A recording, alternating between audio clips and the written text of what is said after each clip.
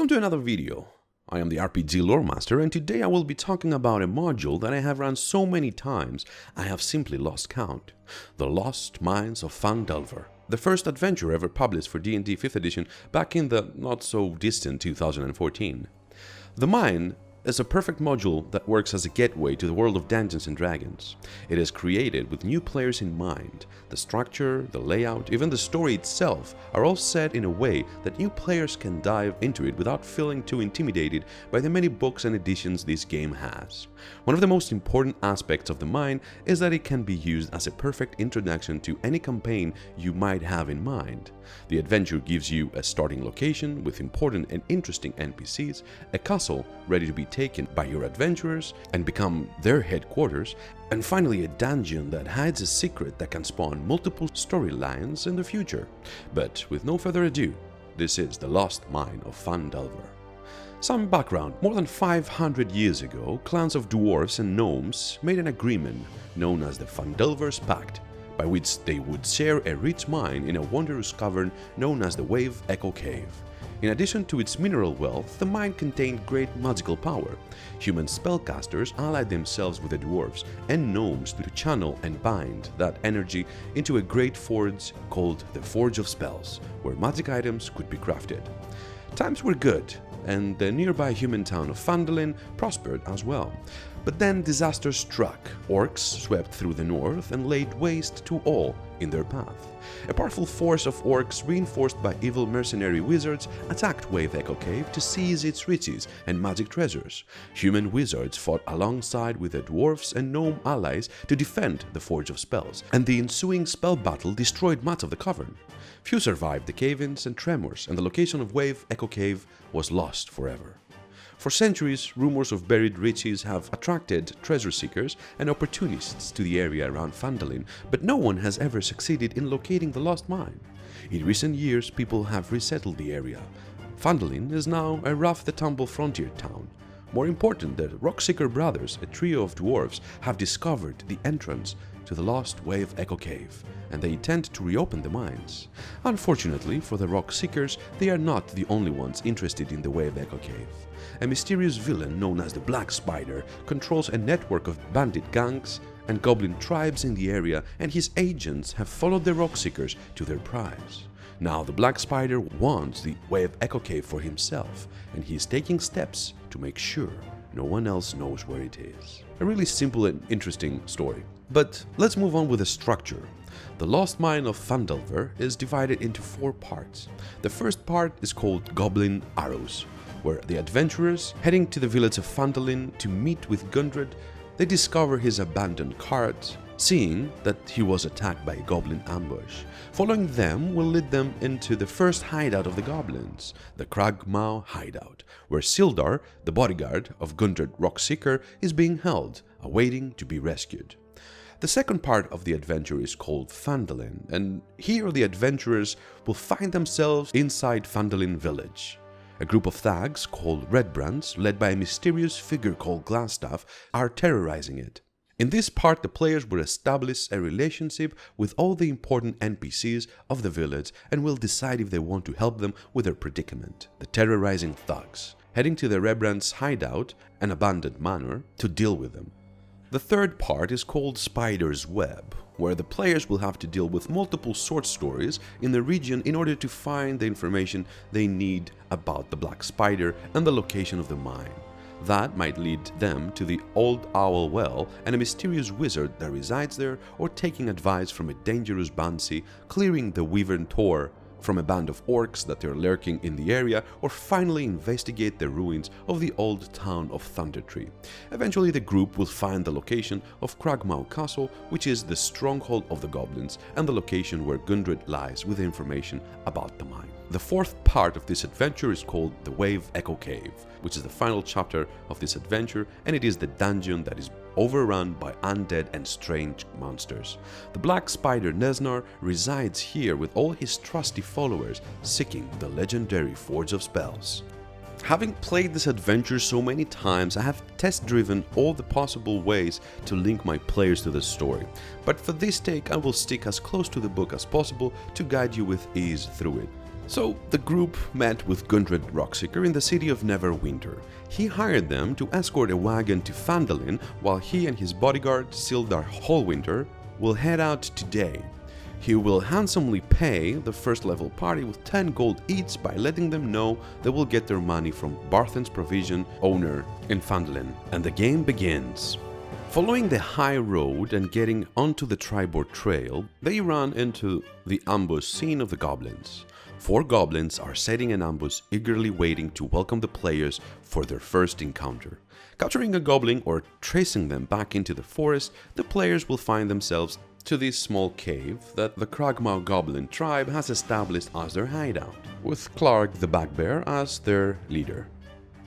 Here the players will find a couple of scouts, 3 wolves and a vantage point into a main room, a goblin guard, a goblin watch, and a bridge that is ready to fall, 6 goblins and the incapacitated Tresndar, 3 more goblins, and finally Clark with his wolf and 2 goblins ready to fight. The party can already start to collect some of the pieces they need to solve the puzzle.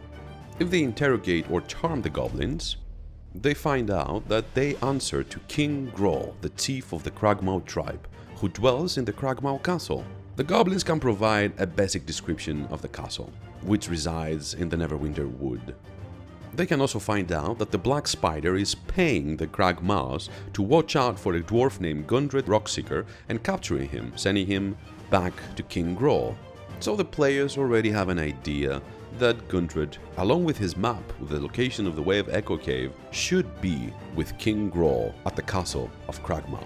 And that would propel them to the second part of the adventure, the village of Phandalin. The group will continue their travels there, escorting Tresndar, in an effort to find more information about the castle that they need to find. There are many different encounters in the town of Phandalin. Generally, the adventurer allows you to make your game a bit more sandboxy in a way. The players can investigate and mingle with all the NPCs and decide which of their quests they want to accept. Many of them are also members of a specific order in Faerun, so they will in turn try to recruit the players if they deem them capable enough. The players can find Daron Edermath, a member of the Order of the Gauntlet, who has heard stories from prospectors about the hills northeast of Phandalin that someone is digging around in the ruins known as the Old Owl Well. They can also head to the Phandalin Miners Exchange and meeting Halia, one of the most manipulative of the NPCs. She will try to control them in any way she possibly can. By raising the problem with the Redbrands, she informs them about the Sleeping Giant, the tap house they reside, and their base underneath Tresndar Manor. She will then tempt them by offering 100 gold to eliminate the Redbrand leader, whom the outlaws call Glassstaff, and bringing her any correspondence found in the leader's quarters. In reality, her ambition is to take ownership of the thugs. She is, after all, a member of Zhendarim. Moving on to Underleaf Farm, the players can find Quailin Underleaf. Quailin's son, Carp, will give the information to the players about the tunnel at the side of Tresndar Manor, a secret tunnel that he stumbled upon when he saw a couple of big ugly bandits coming out of it. He is more than willing to show it to the players. She will also be the one telling the players about the druid named Raydoth, a longtime friend of hers, but will suggest the players to meet him if they want to find some information about the area. After all, there is not an inch of the land that he doesn't know. His last location was the ruined town of Thundertree. Sister Garael can be found at the Shrine of Luck. The only cleric of the town, she wants to speak with the Banshee called Agatha to answer some of her questions. She knows the location of Agatha, but unfortunately the creature did not appear for her, so she seeks an intermediary, and the group is perfect for that. Sister Garael is a member of the Harpers. At the Townmaster Hall, the group can find Harbin Wester, along with Tresndar Hallwinter, who has established himself into the Townmaster Hall since he is a Lord's Alliance member and wants to bring law and order to Phandalin. The two of them will give the players 2 new quests. Harbin is looking for someone to head east on the Triboard Trail when travelers have reported trouble with a band of orcs near Wyvern Tor.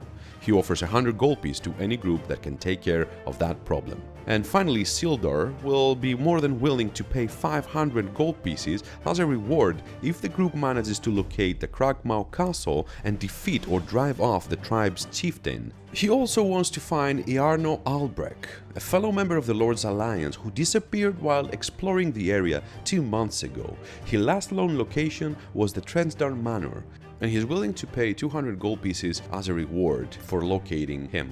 This is the time when the players have already collected enough information against the Redbrand Ruffians. The Redbrands are a cool little gang that they can work as a plot mechanism for plenty of your future games. I have experienced this in more than half of my groups when I played with them. There are 2 locations the party can deal with the thugs. First is the Sleeping Giant tap room, where 4 thugs will intimidate the group, and the second is their base under Tresndar Manor, a location that the players can enter either through the main door or through the side entrance from the forest that Carp has already shown them. The manor is more a castle than a house. It stands at the east edge of the town and has long been abandoned. If the group is entering from the main entrance, if they're perceptive enough, they can find a satchel in the cistern with a potion of invisibility that Glassstaff is hiding for his escape, and also a secret door that leads to room 8. Getting into the barracks, they will find 3 reds here, and if they decide to head to the north, a trap awaits for them. Leading into the crypts, there are 3 skeletons unless they wear crimson cloaks or mutter the secret words of Ilfarn, which the reds are using as a password to enter, and when the fight is initiated here, the reds from room 5 are alerted. In this room, there are 2 ruffians that are guarding the prisoners. Myrna and her 2 daughters are held captive here. They have some information about the wizard, and if they're saved, they're going to share it with the group. Players can find themselves into this room by any of the 3 possible routes. The guardian of this cave, a Nothic, an insane monster that is hungry for flesh. Glassstaff has brokered a deal with it to safeguard the area just as long as he is provided with fresh meat. In the crevice, a magical sword can be found and some healing potions along with a scroll. Dealing with the Nothic is a really interesting and dangerous fight for your players. The ability the Nothic has to communicate through telepathy straight to your player's head is an ability that you can have great fun using or abusing with them. The Nothic has a lot of information about the Redbrands, so if a truce or an alliance can be brokered, it is willing to share some of that information with the players. Moving on, the players can find this room that is filled with 3 bugbears and 1 goblin. The bugbears are bullying and terrorizing the poor goblin, and this is a great RP opportunity to introduce and teach your players something. Not all monsters are evil and deserving to die. Tolkien proved it way better, but still, it is a great way to show your players that RP is greater than fighting or killing sometimes. The goblin is Droop, who is no threat to the party. Droop can be a great source of information if he is saved by your players. With a good RP here, Droop might be the one to share the location of the Gragmaw castle with the group, something the bears know and will under no circumstances share since they are terrified of the Black Spider. Continuing with their investigation, the players will find themselves in the common room, where 4 of the Red Ruffians are gambling here. Dealing with them will leave them with the 2 final rooms of the manor. The Wizard's Workshop, where Glassstaff's familiar, a rat, is looking out, and the final room, the Glassstaff Quarters, that can be approached by a secret door, and that's the only way for Glassstaff to be caught surprised, or if they come through room 11, where his familiar has already informed him and now he is ready for a fight. He's going to be using his magical stuff and his scrolls to make as much of a fight as he can, but if he's cornered, he will try to escape using his secret door, heading down into room 1 into the cistern and taking his invisibility potion to escape. If the players have already dealt with that satchel, then they will have an opportunity to apprehend Glassstaff. By this time, it is obvious to all that Glassstaff is actually Iarno, the wizard that Tresndar is looking for, an ex-member of the Lord's Alliance that seized the opportunity to line his own pocket. He assembled the Redbrands to secure his position and establish his presence in town. He knows the Black Spider and he brokered a meeting with him. He was promised treasure from the Forge of Spells, so he became an obedient follower of the Drow. He will try to talk his way out of the bad situation. He greatly values his life, and he will take imprisonment over death, hoping for the Black Spider to save him. He will spill some of the beans about Black Spider to hold his life, and if he is handed to Sildar, he will arrange for the wizard to be transported back to Neverwinter. And this is the end of the second part of this adventure, leaving us ready to head to the Spider's Web, the third part of the adventure that contains multiple short stories which will advance the plot in the search of finding the Gragmaw Castle and the Way of Echo Cave. Most of those stories are the quests that the group has already taken from the people, the NPCs in Phandalin. Thank you for being here and watching this video. I hope it helped you understand the first half of this adventure. Next time we will delve into the final two parts of the Lost Mines of Phandelver. This was the RPG Lore Master, and welcome to my table.